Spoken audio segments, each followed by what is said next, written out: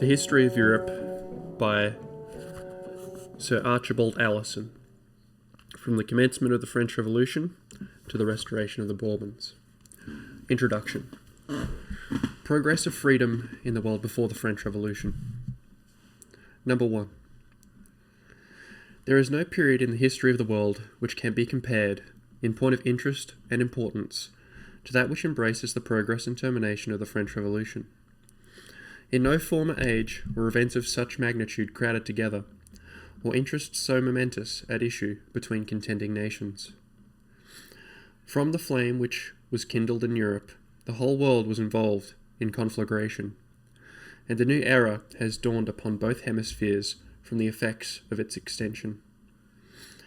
With the first rise of a free spirit in France, the liberty of North America was established, and its last exertions spread the discordant passion for independence through the regions of its southern continent. In the midst of a desperate contest in Europe, the British Empire in India has unceasingly extended, and the ancient fabric of Hindu superstition at length begun to yield to the force of European civilization. Though last to be reached by the flame, the power of Russia has been indefinitely strengthened by the contests in which she has engaged, and the dynasties of Asia can now hardly withstand the arms which the forces of Napoleon were unable to subdue. Assailed by the energy of England on the south, and by the might of Russia on the north, the desolating reign of Mohammedan oppression seems drawing to its close, and from the strife of European war, two powers have emerged, which appear destined to carry the blessings of civilization and the light of religion as far as the arm of conquest can reach, or the waters of the ocean extend. In the former history of the world, different eras are to be observed, which have always attracted the attention of men, from the interest of the events which they present, and the importance of the consequences to which they have led. It is in the midst of the greatest struggles of the species that the fire has been struck, which has most contributed to its improvement. In the contest between Greek freedom and Persian despotism, the genius was elicited which has spread the spirit of philosophy and the charms of art among mankind. In the severer struggle between the Romans and Carthaginians, that unconquerable spirit was produced, which in half a century spread the Roman Empire over the whole surface of the civilized world. It was amidst the first combats between the Mohammedans and Christians that the genius of modern Europe took its rise, and engrafted the refinements of ancient taste on the energy of barbarian valour. From the wars between the Moors and the Spaniards, the enterprise arose which burst the barriers of ancient knowledge, and opened to modern ambition the wonders of another hemisphere. The era of Napoleon will be ranked by future ages with those of Pericles, of Hannibal, and of the Crusades, not merely as regards the splendour of the events which it produced, but as to the magnitude of the effects by which it was followed. Within the space of 20 years, events were in that era accumulated which would have filled the whole annals of a powerful state in any former age with instruction and interest. In that brief period were successively presented the struggles of an aged monarchy and the growth of a fierce democracy, the energy of republican valour and the triumphs of imperial discipline, the pride of barbarian conquest and the glories of patriotic resistance. In the rapid pages of its history will be found parallels to the long annals of ancient greatness, to the genius of Hannibal and the passions of Gracchus, the ambition of Caesar and the splendour of Augustus, the triumphs of Trajan and the disasters of Julian. The power of France was less durable than that of Rome, only because it was more oppressive. It was more stubbornly resisted, because it did not bring the blessings of civilization with its eagles. Its course was hailed by no grateful nations, its progress marked by no experienced blessings.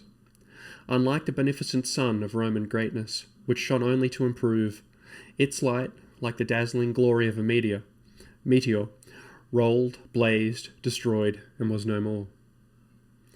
Nor were the varieties of character which appeared on scene during those eventful years less deserving of attention. If the genius displayed was unprecedented, so also was the wickedness. If history has little to show comparable to the triumphs that were gained, it has no parallel to the crimes that were committed. The terrible severity of Danton, the fanatical cruelty of Robespierre, are as unexampled as the military genius of Napoleon, or the naval career of Nelson. If France may, with reason, pride herself upon the astonishing accumulation of talent which was brought to bear upon the fortunes of the state during the progress of the Revolution, she must share the disgrace of the human crimes which were committed by its leaders, and borne by its supporters among the people. It is the peculiar duty of the historian to preserve, for future admiration, the virtues which adorned, and to consign to eternal execration the vices which disgraced that eventful age. Quote, I have resolved to record no sentiments save such as are remarkable for their magnanimity or their baseness. And this is the chief use of annals, to hinder virtues from being forgotten, and to consign wicked deeds and words to eternal and dreaded infamy. But those times were so corrupted, that not merely the chiefs of state, to whom their lustre should have proved a shield, but all persons of consular dignity, great part of whose... let me restart that sentence. This is a quote from Tacitus, by the way. But those times were so corrupted, that not merely the chiefs of state, to whom their lustre should have proved a shield, but all persons of consular dignity, great part of those who have passed through the praetorship, many even of the ordinary senators, seem to vie with each other in base and disgraceful actions. Tacitus. The peculiar virtues and character of all European nations were eminently exemplified during those disastrous years. The obstinate hostility of the Spaniards, the enthusiastic valour of the French, the ardent spirit of the Prussians, the persevering steadfastness of the Austrians, the devoted courage of the Russians, the free-born bravery of the English, have been successively put to the test. The boasted triumphs of Louis XIV sink into insignificance compared to those of Napoleon, and the victories of Marlborough produce less important consequences than those of Victoria and Waterloo. Since the Western world was arrayed against the Eastern on the plains of Palestine, no such assemblages of armed men have been seen as those which followed the standards of Napoleon, and the hordes which Attila displayed on the field of Ch1 were less formidable than those which Alexander led from the deserts of Scythia. Nor were the intellectual exertions of this animating period less conspicuous than its warlike achievements. In this bloodless contest, the leaders of civilization, the lords of the earth and the sea, outstripped all other states. The same age which witnessed the military glories of Wellington and Napoleon beheld the advancement of astronomical investigation by Laplace, and the hidden recesses of the heart unfolded by Sir Walter Scott. Earth told the history of its physical revolutions through the remains buried in its bosom, and the secrets even of material composition yielded to the powers of philosophical analysis. Sculpture revived under the taste of Canova, and the genius of Thorwaldsen again charmed the world by the fascinations of design. Architecture displayed its splendour in the embellishments of the French metropolis, and the rising capital of Russia united to the solidity of Egyptian materials the delicacy of Grecan taste. Even the rugged ridges of the Alps yielded to the force of scientific enterprise, and the barriers of nature were smoothed by the efforts of human perseverance, while the genius of Britain added a new element to the powers of art, and made fire the instrument of subduing the waves. Effects so various could not have arisen in the ordinary course of human events. The talent developed was too great, the wickedness committed too appalling, to be explained on the usual principles of human nature. It seemed rather as if some higher powers had been engaged in a strife in which man was the visible instrument, as if the demons of hell had been let loose to scourge mankind, and the protection of heaven for a time withdrawn from virtue, to subject its firmness to the severest test. The fancy of antiquity would have peopled the scene with hostile deities, supporting unseen the contests of armies. The severer genius of Christianity beheld the visible interposition of almighty power to punish the sins of a corrupted world. There was nothing, however, supernatural in the events of that momentous age. The magnitude of the effects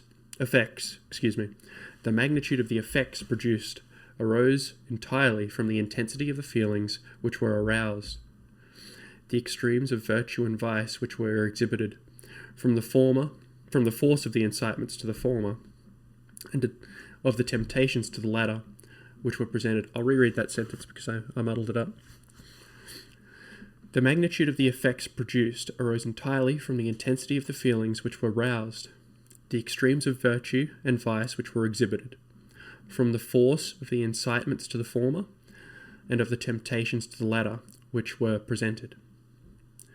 The interests which were at stake were not the loss of provinces or the retreat of armies, but the fate of whole ranks in society and the lives of multitudes, from the throne to the cottage. The passions which were called into action were not the momentary excitation of natural rivalry, or the casual burst of hostile feeling, but the mutual and deep-rooted hatred which had been gathering strength from the foundation of the world. The friends of liberty inhaled their spirit from the example of antiquity, and drank deep of the fountains which the writers of Greece and Rome had opened. The supporters of the throne struck the profounder chords of religion and loyalty, and summoned to their aid the precepts of Christian faith and the honour of modern nobility. The fervour of ancient eloquence, the recollections of classical achievement, warmed the former. The feelings of hereditary devotion, the glories of chivalrous descent, animated the latter. It was not the ripple of a minute that burst upon the shore, but the long swell of the Atlantic, wafted from distant realms and heaved on the bosom of remote antiquity. The struggle between the high and the low, the throne and the people, has subsisted from a remote period, but it is only in modern times that the principles of general freedom have been established, or those powers brought into collision which had been mutually gaining strength from the earliest times. How just soever it may appear to us that the welfare and interests of the great body of the people should be protected from the aggressions of the powerful, there is nothing more certain than that such is not the primitive or original state of man, nor indeed from the state of society is it then possible.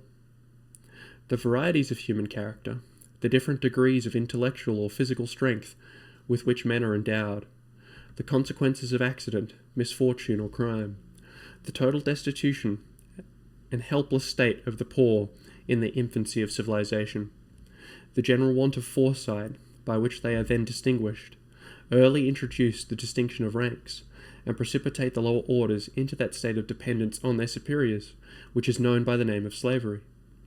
This institution, however odious its name justly becomes in latter times, is not an evil when it first arises.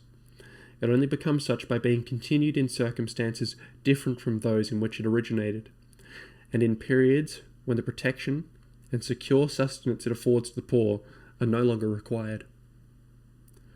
The universality of slavery in the early ages of mankind is a certain indication that it is unavoidable, from the circumstances which the human species is everywhere placed in the first stages of society. Where capital is unknown, property insecure, and violence universal, there is no security for the lower classes but in the protection of their superiors, and the only condition on which this can be obtained is that of slavery. Property, in the person and labour of the poor, is the only consideration which can then induce the opulent to take them under their protection. Indolence is the great bar to the progress of mankind. The species seems chained to the savage or pastoral state, from the universal antipathy to continued exertion. War, dictated by the savage passions of the human heart, is in such an era a work of extermination. The victor seeks only to satiate his wrath by the blood of the vanquished. Compulsion is the only power which can render labour general in the many ages which must precede the influence of artificial wants, or a general taste for its fruits. The prospect of gain by the sale of captives, the only counterpoise that can be relied on to stay the uplifted hand of the conqueror. Humanity, justice, and policy, so powerful as principles of government in civilized ages, are then unknown, and the sufferings of the destitute are as much disregarded as those of the lower animals. If they belonged to no lord, they would speedily fall a prey to famine or violence. How miserable soever the condition of slaves may be in these unruly times, they are incomparably better off than they would have been if they had incurred the destitution of freedom. 10. The simplicity of rural or patriarchal manners mitigates the severity of an institution which necessity has first introduced. The slaves among the Arabs or the Tartars enjoy almost as much happiness as their masters. Their occupations, fare, and enjoyments are nearly the same. Footnote, quote, from Tacitus. No distinction is made between the future chieftain and the infant son of a slave. On the same ground, and among the same herds, they pass their days, till age separates between them, and early valour shows on the person of ingenious birth. On the manners of the Germans.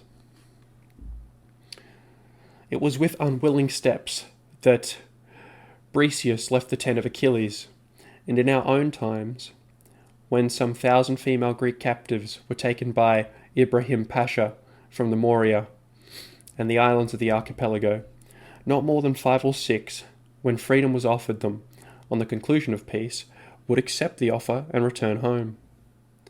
To the maids of Circassia, excuse me if I pronounce all this wrong, to the maids of Circassia, who were trained from the earliest years to look forward to entering the harem of some oriental potentate, the moment of leaving their paternal home is one in which hope and excitement generally overbalance grief, and in the slave market of Constantinople itself, hardly any symptoms of sorrow are perceptible among the young women, except such as run the risk of being separated from their offspring. To the young and the handsome, it is the theatre of the same excitement as the ballroom or the opera in the capitals of Western Europe. To this day, the condition of a slave in all the Eastern empires differs but little from that of a domestic servant in modern Europe, and even the enfranchised poor of France and England would find something to envy in the situation of a Russian peasant. Succour in sickness, employment in health, and maintenance in old age are important advantages even in the best regulated states. During the anarchy of earlier times, their value is incalculable. There is no instance in the history of the world of the peasantry in a level country who were solely employed in the labours of agriculture, emancipating themselves without external aid from this state of dependence on their superiors. Attached to the soil, weighed down by the toil of cultivation, separated from each other, and limited in their observation, ignorant from want of mutual intercourse, and yet destitute of the energy of the savage life, they have everywhere remained, from generation to generation, unable either to combine against violence or to escape from oppression. The inhabitants of Mesopotamia, of Egypt, and of Bengal, like the serfs of Poland or the boors of Russia in recent times, have continued, from the earliest ages, in the same state of passive and laborious existence. It is by the aid of other habits, and by the influence of a different state of society, that the first rudiments of freedom have been established among mankind. The first of these causes is to be found in the independence and solitude of pastoral life. The Arabs who followed their camels over the sands of Arabia, the Scythians who wandered over the deserts of Tartary, were subject to no oppression, because they were restrained by no necessity. If the chief of a tribe was guilty of any act of injustice, his subjects had it always in their power to depart with their families and herds, and before a few hours had elapsed, all trace of their route had disappeared in the sand of the desert or amid the vegetation of the steppes. Like our first parents on leaving paradise, the world was before them, and wherever grass flourished, or water was to be found, they were equally ready to sojourn and increase. From this independence of the shepherd tribes, joined to the boundless extent of the plains which nature had prepared for their reception, have sprung the freedom and energy of the pastoral character. The conquests of the Arabs and the settlements of the Scythians have arisen in the same cause of hardihood in their native wilds. And to the roving habits of our forefathers, who spread from the centre of Asia to the shores of the Atlantic, the liberty of modern times is mainly to be ascribed, and all the glories of European civilization have sprung: the arts of Greece, the arms of Rome, the chivalry of France, and the navy of England. I hope I didn't skip a word there. He's saying that it was caused by that route. 13. The second great source of freedom in human affairs is to be found in the protection and opulence of walled cities. Amidst the security which they afford, industry is excited by the desire of enjoyment, and capital accumulates from the means of employing it. With the growth of wealth succeeds a consciousness of the independence which it confers. With the extension of property, an aversion to the oppression which might endanger it. The assembly of multitudes awakens a sense of strength. Community of interest engenders public feeling. Proximity of residence suggests the means of common defence. Amidst the growth of wealth and rapid communication of ideas which prevail in commercial cities, the spirit of freedom is awakened, hatred to oppression confirmed, and the riches capable of combating it are produced. From this source the whole liberty of antiquity took its rise. Their republics were all cradled in a single town, and confined to the citizens whom it produced, and the names of a state and political body were derived from that of a town, in which alone they were found to exist. The last source of freedom is to be found in the sequestered situation and independent habits of mountaineers. Amid the solitude of the Alps or the fastness of Afghanistan, vigour is called forth by the necessity of exertion, and independence preserved by security from insult. A churlish soil prevents the accumulation of wealth. Mountain ridges offer no facilities to commerce. A life of hardihood at once strengthens the courage and invigorates the frame. It is in the long continuance of those habits, from generation to generation, that the cause of the blood in the independent character of mountaineers is found.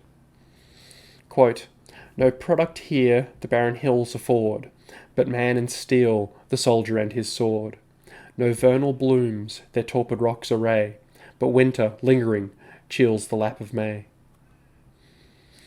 The oppressors of mankind pass unheeding by these cradles of intrepid courage, and, attracted by the spoils of more opulent states, leave in their native obscurity the poor and hardy inhabitants of mountainous regions. From generation to generation, accordingly, the same free and independent habits are perpetuated in the rugged regions of the world. And while the rigour of the conquerors melts in the plains, as do our alpine snows under the warmth of the southern sun, the freedom of the mountains is preserved, like their glaciers, in virgin purity, amidst the blasts and the severity of winter. The freedom of the ancient world expired in the course of ages, from the small number of those who had enjoyed its benefits. This was the chief cause of its decay, but it arose unavoidably from the limited sources out of which freedom took its rise in ancient times. Republics, such as Athens or Sparta, where the free men did not exceed 20,000, while the slaves were above 400,000, were not free countries. They were cities in which a certain portion of the inhabitants, little qualified to exercise them, had acquired exclusive privileges, while they kept the great body of their brethren in a state of servitude. It's got a footnote. Athens contained at the period of its greatest prosperity 21,000, Sparta 39,000 citizens. From Edward Gibbon.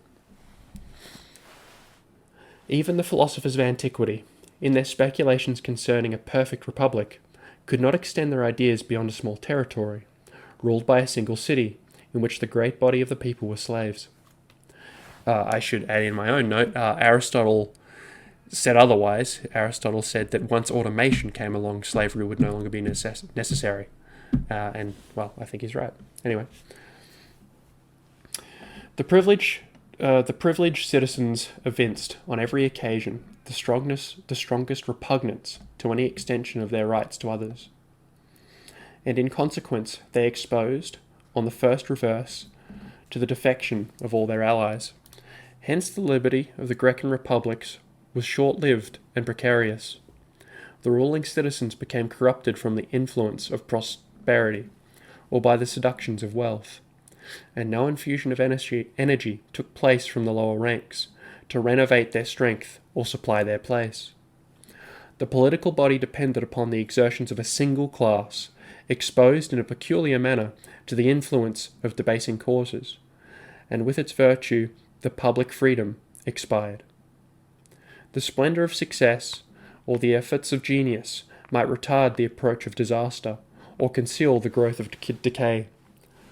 But the season of maturity stripped the tree of its foliage, and the trunk, fed by no perennial fountain, and invigorated by no ascending nourishment, yielded without resistance to the usual causes of mortality.